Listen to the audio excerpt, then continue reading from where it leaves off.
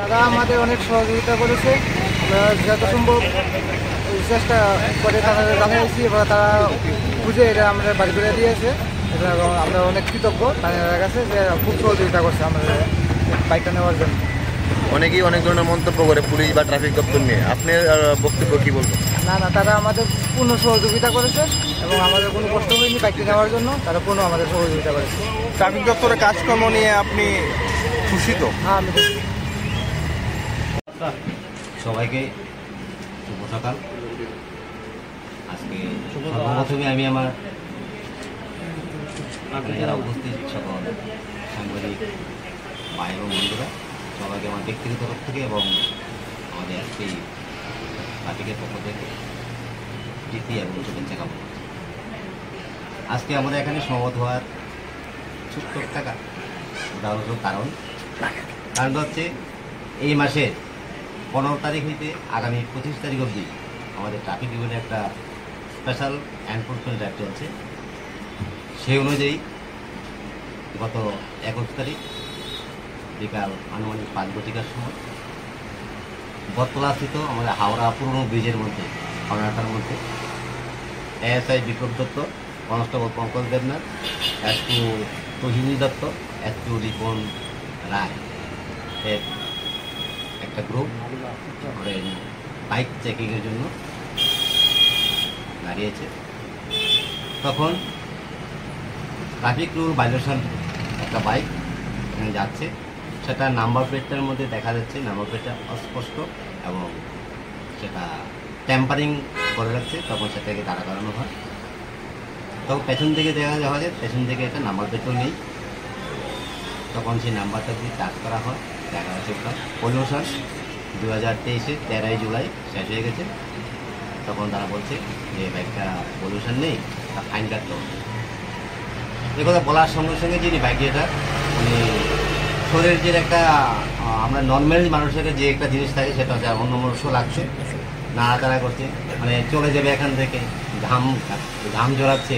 দেখুন বাইকটা কার? আমার কাকার বাইক। কাগজপত্রগুলো দেখো, তো কাগজ বাড়িতে আছে। সেই বলতে বলতে সেখানে যে এস2 রিপন রায় আছে তার বাড়িও নিশ্চিন্তপুরে রামতলি পিএস। সে মনে মনে বলছে এই বাইকটা কিছুদিন আগে আমাদের পাড়ার একটা বাইক চুরি হয়েছে, মনে হয় সেই চুরির বাইকটা এটা। সে কথা বলার সঙ্গে সঙ্গে যে বাইকটা ছিল সে পেছনের দিকে হঠাৎ করে দৌড়ে আমাদের ফরেস্টের হয়ে যে রুটটা আছে রুটে চলে যায়। তাকে ধরা যায়নি, কেননা ওই সময়টার মধ্যে আমাদের ট্রাফিক অনেকটাই বেশি, তার জন্য ওকে পাওয়া যায়নি। তারপর বাইকটাকে আমরা ট্রাফিক রুটে নিয়ে আসি এবং একটা ইনকোয়ারি করে দেখি এবং জানতে পারি ওনার নাম, যে মালিকের নাম প্রসেনজিৎ চৌধুরী, বাবার নাম প্রমোদ চৌধুরী, বাড়ি নিশ্চিন্তপুর, আন্ডার আমতলী পিএস। তখন তাকে ফোন করা হয় এবং আসার পর তাকে জিজ্ঞেস করি কী হয়েছে। তখন উনি বলেছেন যে আমি 19 তারিখ বিকেলবেলা আমার এই পাশের বাড়ির গ্রামে হরিপুরে মৃণাল চৌধুরী বাড়িতে ইলেকট্রিশিয়ানের কাজ করার জন্য আমি যাই। আমি তাদের বাড়িতে ঢোকার সময় গেটের বাইরে বাইকটা রেখেছি। আমি কাজ করার পর যখন রাত্রি 10টার সময় বেরিয়েছি তখন বাইকটা আমার এখানে নেই। তখন উনি ওনার সাধ্যমতো দুটি জায়গায় দেখেছেন, আশেপাশে কেউ দেখেছে কিনা আর পায়নি। তখন পরদিন সকালবেলা উনি আমতলী থানায় এসে একটা জিডিএনটি করে, জিডিএনটিতে আমরা 18 ডেট 20/7/2025 যেটা আমরা তখন ওই জিডিএনটি নিয়ে আমরা কাগজটা নিয়ে আসছি। তো উনি জিডিএনটি হচ্ছে 20 তারিখ, আমরা 21 তারিখ সন্ধ্যার সময় 24 ঘন্টার মধ্যে আমরা সেই ব্যাগটা রিকভারি করতে পেরেছি। রিকভারির পর আমরা আজকে আপনাদের সামনে সেই যে প্রকৃত মালিক প্রসেনজিৎ চৌধুরীর হাতে আমরা বাইকটা তুলে দেবো। আমি পাশাপাশি বলতে চাই আমরা ট্রাফিক দপ্তর সচেতনামূলক কাজ করার পাশাপাশিও কারোর হারিয়ে যাওয়া, কারোর মিসিং হওয়া জিনিসপত্র আমরা মানুষকে পাইয়ে দিয়ে বা প্রকৃত মালিকের হাতে হস্তান্তর করতে সম্মুখ হতে পারি। চুরকে দর পাওয়া গেছে? চুরকে পাওয়া যায়নি, কেন ট্রাফিক যেমন বেশি ছিল তার জন্য আমাদের স্টাফ ছিল মাত্র 2 জন।